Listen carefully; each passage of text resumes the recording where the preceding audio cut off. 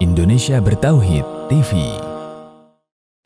Assalamualaikum warahmatullahi wabarakatuh. Innal hamdalillah wassalatu wassalamu ala Rasulillah wa ala alihi wa ashabihi wa mawalah. Wala haula wala quwata illa billah. Amma ba'du. Alhamdulillah, akhwati billah dan para pendengar radio muslim rahimani wa rahimakumullah. Insyaallah kita kembali melanjutkan pembahasan kita dari kitab Riyadhus Shalihin. Kita kemarin sampai pada hadis yang 1852. Sekarang kita insyaallah masuk pada pembahasan hadis 1853 dan selanjutnya. Silakan dibaca. Wa anhu radhiyallahu anhu qala Rasulullah sallallahu alaihi wasallam sayhanu wa jayhanu wal furatu wan nailu kullun min anharil jannah. Dari Abu Hurairah radhiyallahu anhu yang berkata, Rasulullah sallallahu alaihi wasallam bersabda, Sungai Sayhan, Jayhan, Efrat dan Nin semuanya berasal dari sungai-sungai surga. Ya.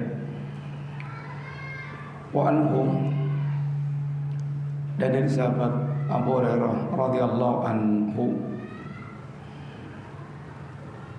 hadis yang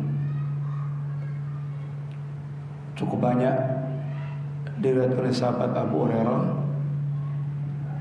dan sebagaimana telah kita sampaikan tentang sekilas sahabat Abu Hurairah radhiyallahu anhu, sahabat yang secara keislamannya adalah bersama dengan Nabi singkat sekitar 4 tahunan, akan tapi beliau mampu menghafalkan sampai ribuan hadis, sekitar 5.374 hadis yang diriwayatkan dari Rasulullah sallallahu alaihi wasallam.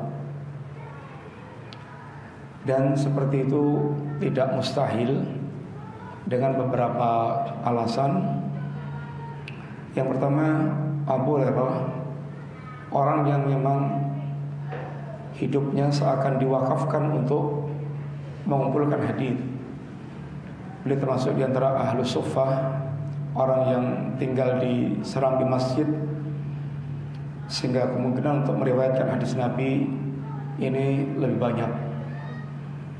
Yang kedua, beliau memang juga membuka majelis pembicaraan masalah hadis, sehingga juga mengambil riwayat-riwayat dari para sahabat Nabi yang lainnya. Kemudian Abu Hurairah sendiri orang yang memiliki semangat yang tinggi dalam hal mengumpulkan hadis. Sebagaimana ketika Abu Hurairah bertanya kepada Rasulullah SAW tentang orang yang paling berbahagia dengan syafaatnya Nabi kelak dari kiamat, ya Rasulullah, ayun nasi man as'adun nasi bi syafaatik yaumal qiyamah. Ya Rasulullah, siapa yang paling berbahagia dengan syafaatmu kelak dari kiamat? Apa di antara perkataan Nabi, sungguh aku telah menyangka ya Abu Hurairah, tidak ada seorang pun yang mendahului engkau bertanya dalam perkara ini. Min hirsika alal hadith, ini menjadi catatan, disebabkan karena semangat Anda dalam mengumpulkan hadith. Abu Hurairah adalah orang yang memiliki semangat yang tinggi dalam mengumpulkan ilmu, dalam mengumpulkan hadith Nabi. Dan lebih daripada itu lagi, yang penting lagi adalah Rasulullah sallallahu alaihi wasallam mendoakan untuk Abu Hurairah agar memiliki hafalan yang tidak pernah lupa. Dan ini tentu yang terpenting, karena berkaitan dengan hafalan. Ketika seorang dia menghafalkan dan tidak lupa, maka tentu koleksi hafalannya akan bisa sangat banyak dan tidak lupa. Apalagi Abu Hurairah ada orang memiliki semangat yang tinggi berkaitan masalah hadis Nabi. Berkata Abu Hurairah, qala Rasulullah SAW, bahwa Nabi bersabda, sayhan wa jayhan wal furat wan nil kullun min anharil jannah. Sayhan wa jayhan wal furat wan nil, ini nama-nama sungai. Kullun min anharil jannah, yang semuanya itu termasuk di antara, yaitu sungai-sungai surga. Sebagaimana telah kita ketahui bahwa surga yang Allah jadikan sebagai janji kenikmatan yang akan ditempati oleh orang saleh, a'datu li ibadiyas salihin, aku sediakan untuk hamba-hambaku yang saleh itu jannah, lilladzina ahsanul husna wa ziyadah, bagi orang-orang yang mereka berbuat baik, husna, berbuat baik di dunia, bertauhid, ittiba'us sunnah, berakhlakul karimah. Singkat cerita adalah orang-orang yang mereka saleh menghidupkan ajaran Islam.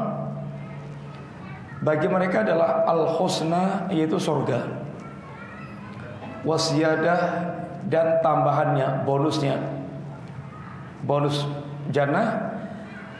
Sebagaimana diterangkan para ulama adalah an-nadhru ila wajhillah, melihat wajah Allah Subhanahu wa taala.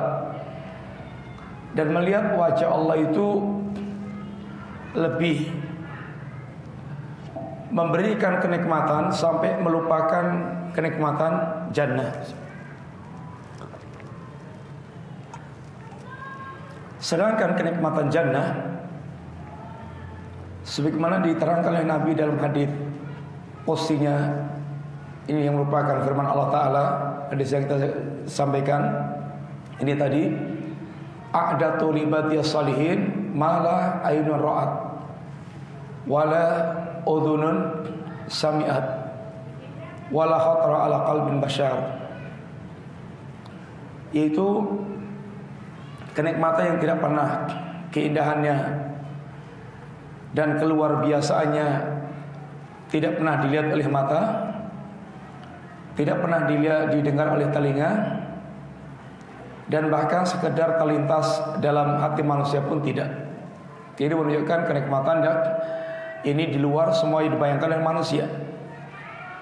Sehingga seandainya ada nama-nama kenikmatan yang ada di surga sama dengan nama yang kita kenal, baik itu yang berupa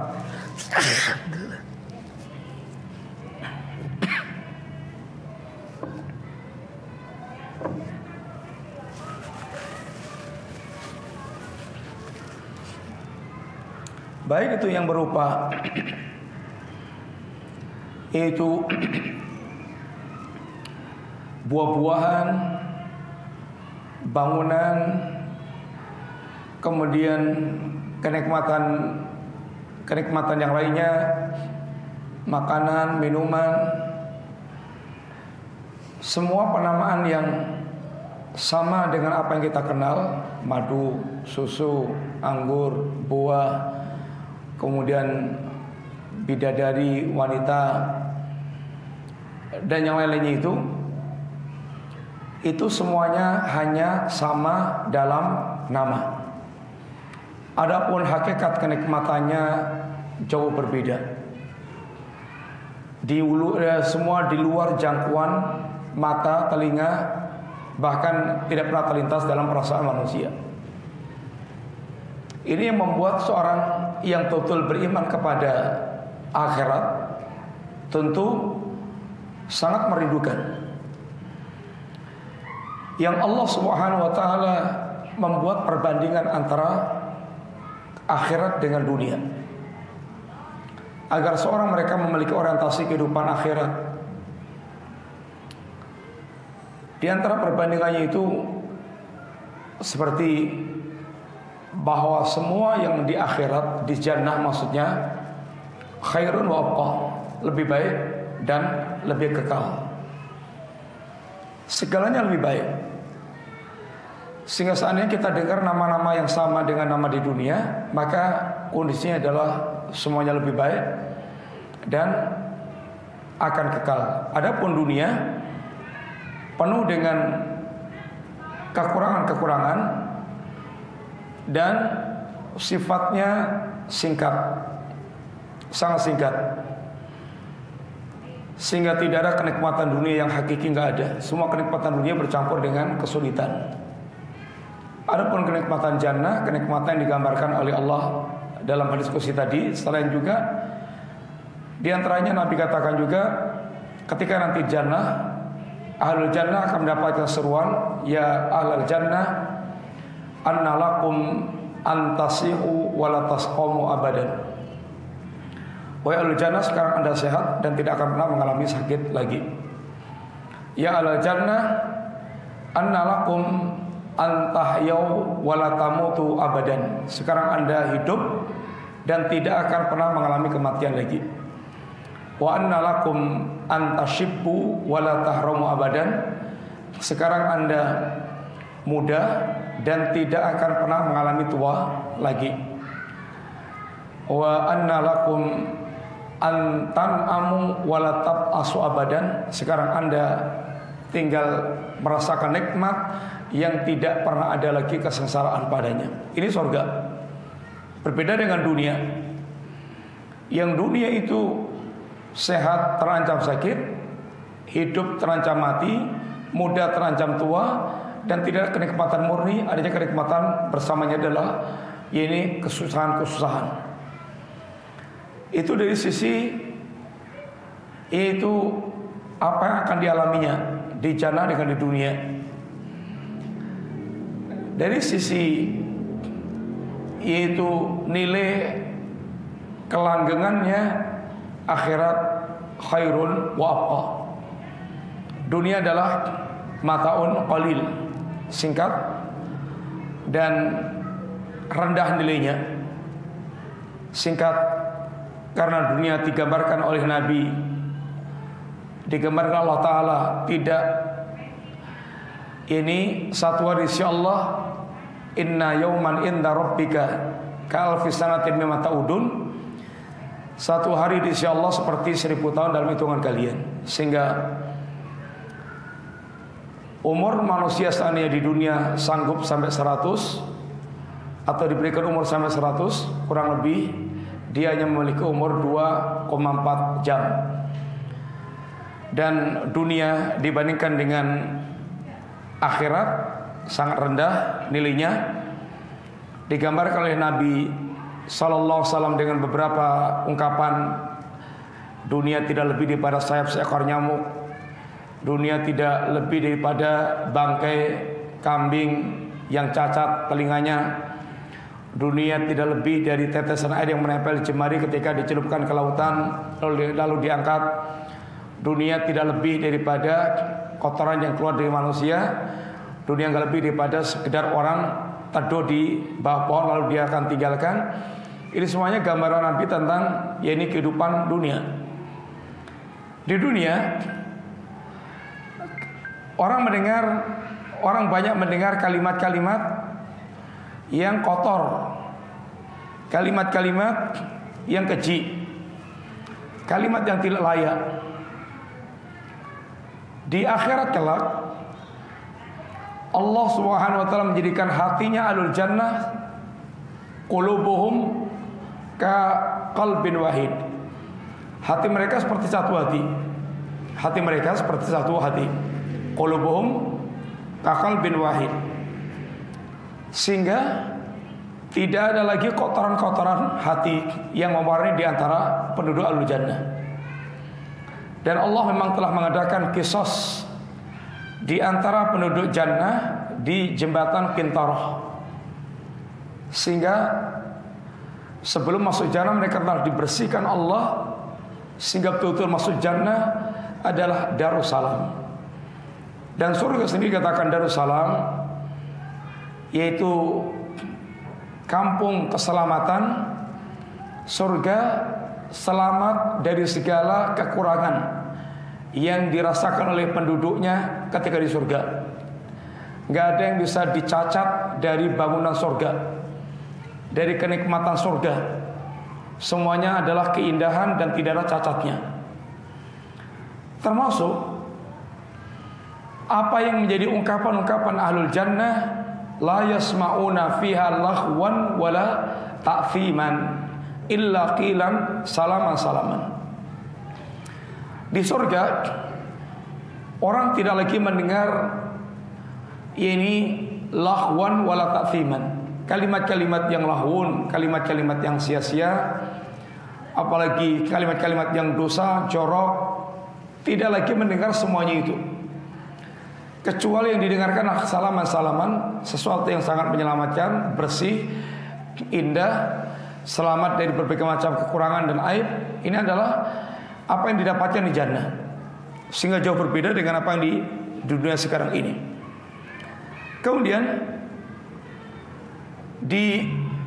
ketika Allah menggambarkan tentang sungai-sungai di akhirat, di surga, diantaranya sungai yang bermacam-macam, yang tidak itu terkena yang tidak terkena rusak. Dalam sebuah ayat dikatakan oleh Allah SWT, di surga fiha anharun min ma'in ghairi asin. Di surga airnya itu tidak akan pernah berubah, tidak berubah rasanya. Air dunia antum biarkan berapa waktu, berubah enggak? Berubah enggak? Ya berubah menjadi memburuk, kotor, menjadi jelek. Adapun sungai surga adalah min ma'in ghair asin, yaitu air yang tidak berubah, sungai airnya yang tidak pernah berubah. Ada lagi wa anharun min laban lam yataghayyar ta'mu. Ada lagi sungai susu yang tidak berubah rasanya. Susu, kalau antum bawa susu dibiarkan semalam 2 malam jadi apa? Gosok, sudah gak enak lagi. Allah sediakan di surga sungai susu yang tidak akan pernah berubah rasanya, tidak mengalami kerusakan. Ini adalah sungai susu di jannah. Dan sungai susu mengalir tanpa bluber-bluber, sehingga nalasi mana-mana gak ada. Ahlul Jannah tinggal ngambil dengan cangkir-cangkir yang telah tersedia, minuman yang tidak akan membosankan. Wanharun min khamrin ladati lisyaribin. Ada lagi sungai khamr. Khamr di surga adalah bayda, putih, dan rasanya ladzat lisyaribin, sangat lezat, enak bagi para peminumnya. La ghaulun fiha, dan tidak dikenal khamr di surga itu membuat seorang dia pusing atau mabuk dan pusing-pusing. Tidak membuat peminumnya itu mabuk dan pusing-pusing. Maka barang siapa yang dia minum khamr di dunia akan diharamkan Allah dengan minum khamrnya jannah. Wa anharun min asrin musaffa, dan ada sungai madu yang jernih. Ada berapa sungai tadi kawan dalam ayat ini? sungai min ma'in ghairi asin, kemudian min labanin lam yataghayyar, anharun min labanin la yataghayyar ta'mu. Yang ketiga, min khamrin ladatil syaribin. Yang keempat, min asrin musaffa, madu, sungai madu yang sangat jernih, yang tidak tercampur kotoran apapun. Ini di antara sungai surga yang Allah jelaskan. Di dunia ini, kata Nabi, ada sungai yang berasal dari surga, dan para ulama ikhtilaf dalam masalah ini. Sungai surga memang sungai yang ada di surga atau sungai yang berasal dari surga, sebagaimana kita manusia yang berasal dari surga, yaitu Adam. Tapi sudah tidak sebagaimana kondisi Adam. Telah berubah di dunia ini. Demikian pula sungai yang dikatakan oleh Nabi, sungai yang di jannah yang ada di dunia sekarang ini, yang para ulama katakan kini sungai, sebagian orang mengatakan itu sungai hakiki dari surga, tapi telah menyesuaikan dengan kondisi dunia. Berbeda dengan sungai yang asli di surga. Atau dikatakan juga ini adalah sungai yang terbaik yang manusia dapatkan di bumi.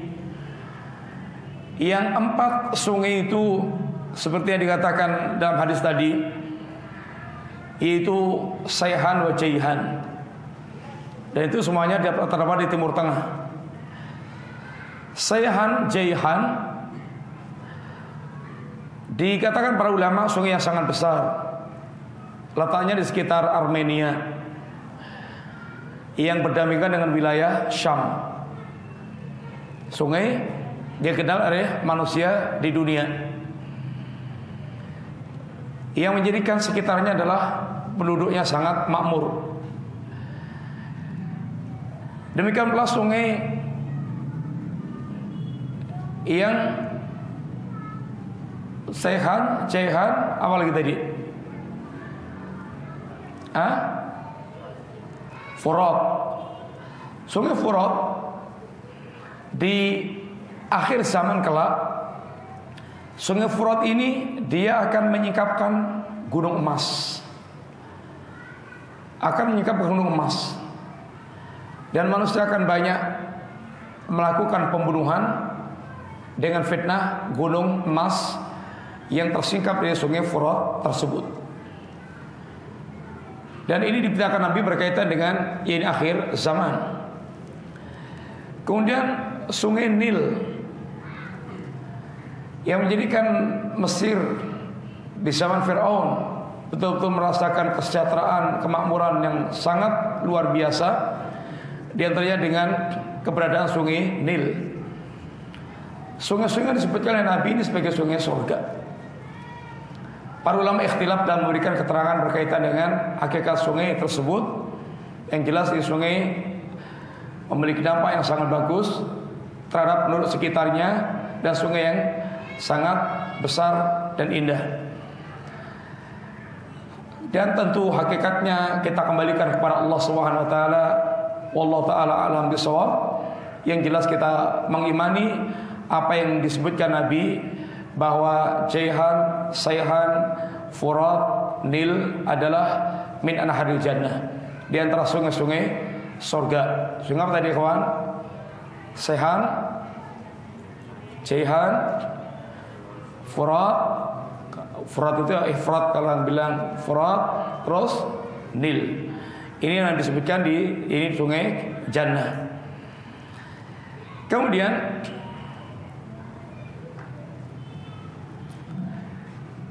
di antara,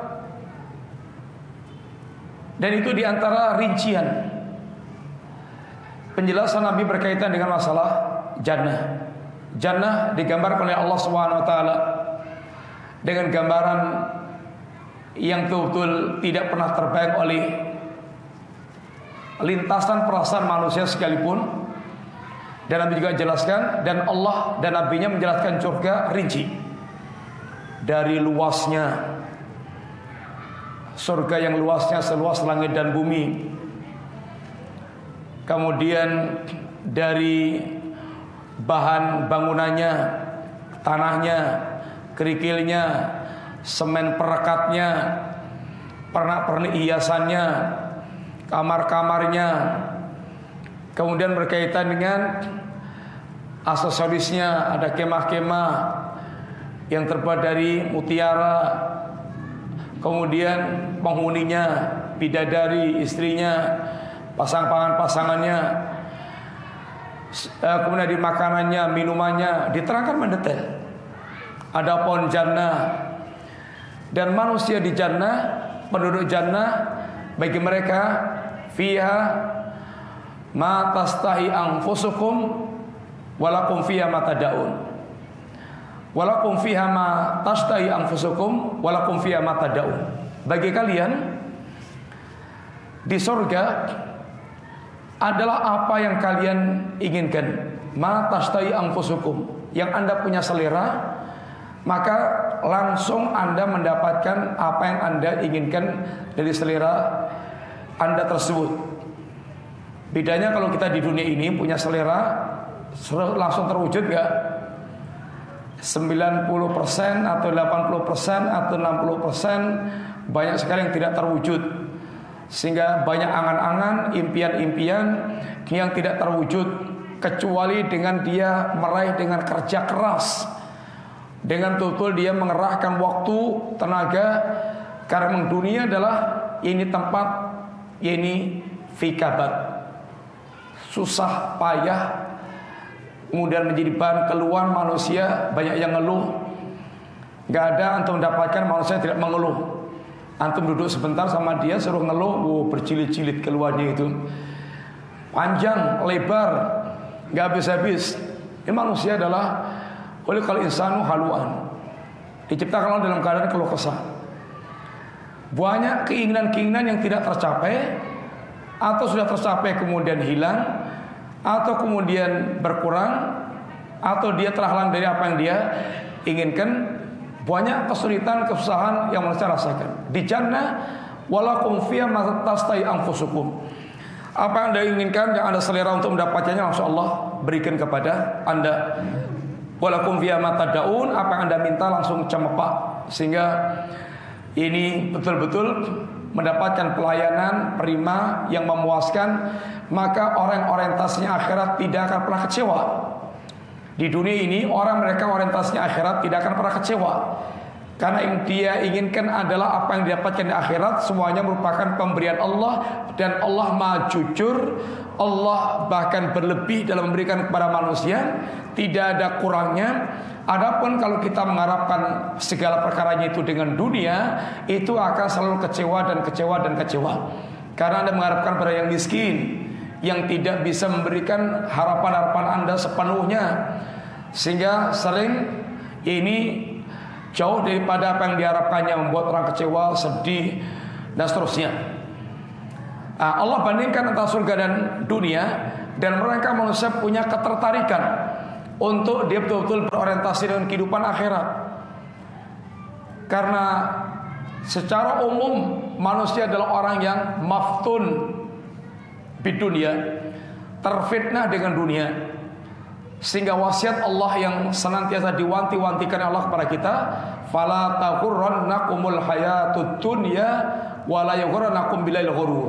Jangan sampai Anda terfitnah dari ini kehidupan dunia yang memang penuh dengan tipuan. Wa mal hayatud dunya illa mataul ghurur. Dan tidaklah kenikmatan dunia itu kecuali kenikmatan yang penuh dengan tipuan. Sehingga orang mereka tidak hati-hati, maka dia akan menjadi korban yang kesekian kali dari ganasnya yakni kehidupan dunia. Berikutnya, hadis berikutnya. Wa'adhu akhadha Rasulullah sallallahu alaihi wasallam biyadi faqala qala Allahu turbata yawmat sabti wa khalaqa fiha jibala yawmal ahad wa khalaqa syajara yawmal itsnain wa khalaqa al-makruha yawmat thulatha wa khalaqa an-nura yawmal arbi'a wa batta fiha dabba yaumal khamis wa qala Adam alaihi salam ba'dal asri min yaumil jumu'ati fi akhirin sa'atin minan nahari bima bainal asri ilal lail. Dari Abu Hurairah radhiyallahu anhu dia berkata, Rasulullah sallallahu alaihi wasallam barang aku lalu bersabda, Allah menciptakan bumi pada hari Sabtu, menciptakan gunung di muka bumi pada hari Ahad, menciptakan pohon pada hari Senin, menciptakan segala yang tidak disukai pada hari Selasa, menciptakan cahaya pada hari Rabu, menyebarkan hewan di muka bumi pada hari Kamis, dan menciptakan Adam alaihissalam selepas asar hari Jumat pada penciptaan terakhir di saat-saat terakhir sore hari antara asar hingga malam. Hadis juga yang datang dari Abu Hurairah radhiyallahu anhu, beliau mengatakan, akhadha Rasulullah sallam biyadi, Nabi memegang tanganku. Ini adalah termasuk cara atau tips atau kiat untuk membuat orang concern dengan apa yang disampaikan Nabi. Dicekal tangannya, intinya kemudian ada perhatian apa yang akan Nabi sampaikan, sehingga ada perubahan keadaan dari biasa-biasa menjadi lebih siap untuk mendengarkan. Dan Nabi sering membuat yaitu awalan-awalan yang membuat orang kemudian terkonsentrasikan untuk mendengarkan apa yang Nabi akan sampaikan. Di antaranya dengan cara tadi, yaitu ada memegang pundak, ada cekal tangannya, sehingga orang lebih punya perhatian. Antum juga kalau umpamanya diajak orang bicara, pegang pundaknya, plek, dia akan mulai lebih perhatian dibandingkan dengan kondisi sebelumnya. Dia akan lebih ini perhatikan apa yang akan disampaikan. Ini adalah dengan yaitu melakukan ekspresi tertentu. Kemudian kadang-kadang Nabi juga membuat perhatiannya dengan cara melontarkan pertanyaan. Atadruna manil muflis? Tahukah kalian siapa itu yang dikatakan orang-orang yang muflis, orang-orang yang bangkrut? Al-Quran pun juga sering melemparkan pertanyaan begitu. Hal ataka hadithul khasiyah, al-qari'ah mal-qari'ah, wa ma'adraka mal-qari'ah. Ini terlebih mengambil perhatian. Dan ini satu di antara metode dalam masalah pengajaran supaya orang lebih gereng untuk dia memperhatikan apa yang akan disampaikan oleh sang pengajar. Ini satu di antara metode pengajaran. Kata Abu Hurairah, Nabi pernah memegang tanganku lalu mengatakan, khalaqallahu turba yauma sabti. Allah menciptakan tanah hari Sabtu. Wa khalaqa fiha al-jibal yaumal ahad. Dan Allah menciptakan gunung di bumi itu pada hari Ahad. Wa khalaqa syajarah yaumal isnain, menciptakan pohon-pohonan di hari Senin. Wa khalaqal makruh yaumats tsulatsa, menciptakan sesuatu yang tidak disukai di hari Selasa. Wa khalaqan nur yaumal arba'a, ini menciptakan cahaya di hari Rabu. Wa batsa fiha ad-dawab yaumal khamis, dan yaitu menyebar mengembangkan, membiakkan binatang melata di muka bumi pada hari Khamis. Wa khalaqa Adam ba'dal asri min yaumil jum'ah fi akhiril khalqi fi akhir sa'ah minan nahar. Dan Allah menciptakan Adam setelah asar di hari Jumat, di akhir penciptaan, ini waktu dari waktu siang, di akhir waktu siang. Batal asar adalah akhir waktu siang. Fima bainal asri ilal lail, yaitu antara asar sampai malam. Dan malam itu dimulai dengan tenggelamnya matahari, angslupnya matahari. Di sini di antara faedahnya bahwa satu, Nabi sering menggunakan isyarat untuk membuat orang itu lebih perhatian sehingga lebih paham tentang apa yang akan disampaikan oleh Nabi. Yang kedua, Allah Subhanahu wa taala bisa menciptakan itu langsung jreng, kita kun fayakun, jreng, langsung jadi bisa. Tapi Allah di antara sunnatullahnya mengadakan sesuatunya dengan proses.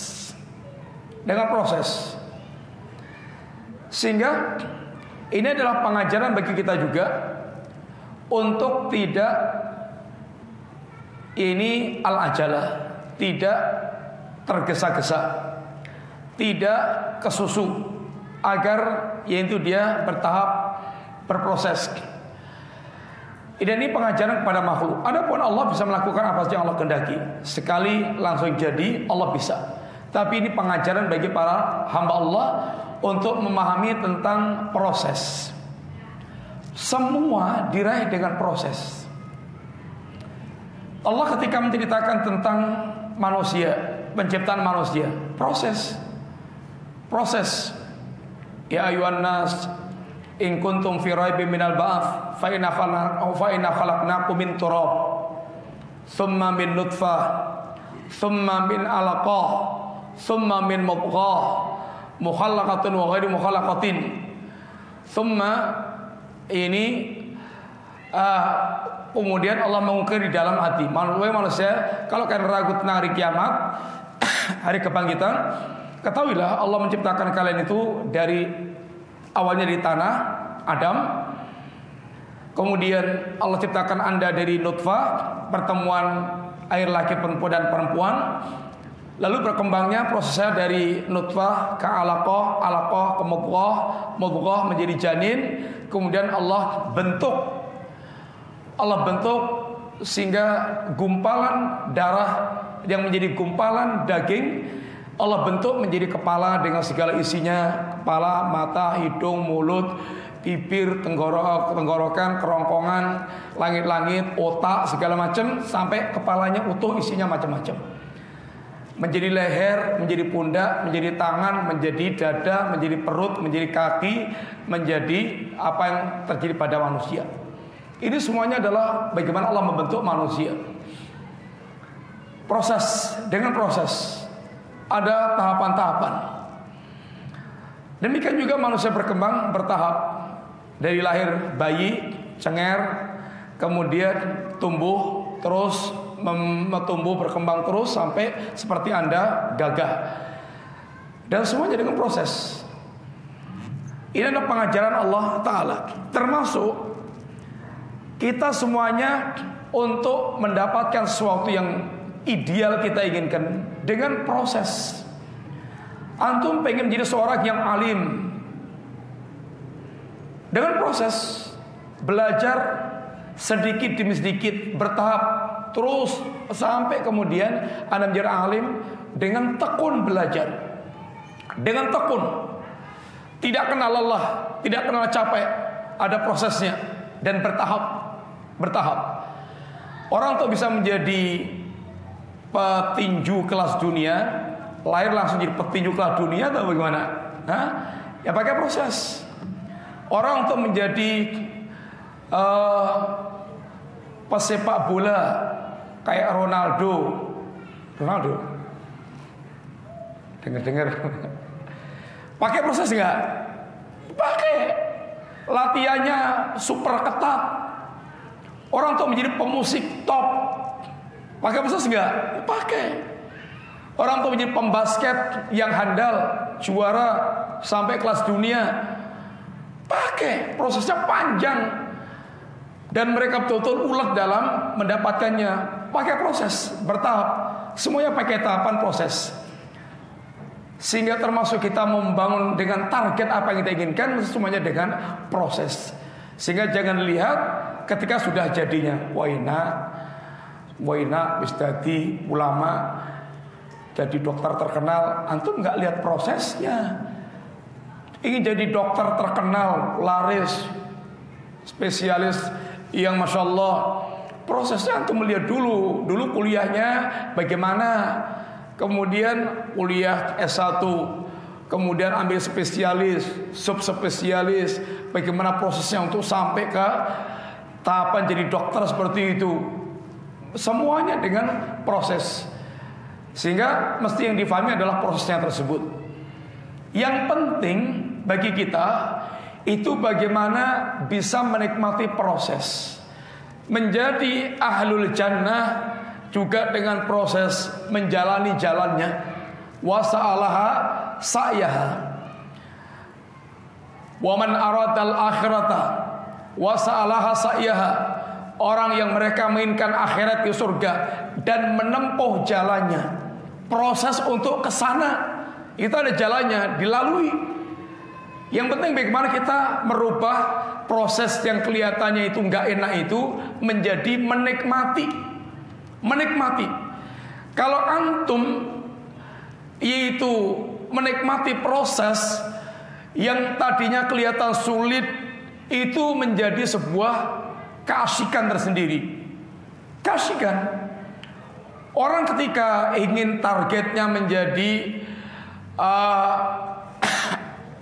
ulama yang hafal sekian ribu hadis, yang mahir dalam masalah fikih, usul fikih, bahasa Arab dan seterusnya, itu prosesnya panjang.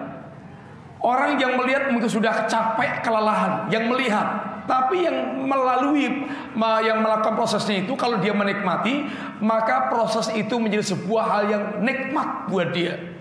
Sangat nikmat. Sebagaimana orang nikmatnya ketika dia itu sedang bersama dengan hobinya, hobi, sehingga dia betul-betul menikmati apa yang sedang dia lakukan itu. Memakan waktu lama, kemudian memeras tenaga, mengeluarkan biaya, semuanya tidak dianggap. Itu merupakan proses yang akan dia lalui untuk mendapatkan sesuatu yang dia inginkan, yang ingin dia capai. Sehingga mesti kita harus memahami semuanya hendaknya dilalui dengan proses. Ada prosesnya, ini yang mesti kita rancang. Bagaimana untuk mendapatkan tujuan yang kita cita-citakan, kemudian kita melalui prosesnya. Menjadi ahlul jannah, semua orang mau. Tapi yang tidak mau itu menjalani prosesnya menjadi ahlul jannah. Menjadi orang mukmin yang sempurna, semuanya orang mau. Tapi proses untuk menuju ke sana, itu yang orang sering kemudian gagal di tengah jalan. Demikian ikhwan, kita sampaikan dulu, mudah manfaat. Kita cukupkan sekian. Jazakumullah khair. Wassalamualaikum warahmatullahi wabarakatuh. Assalamualaikum warahmatullahi wabarakatuh.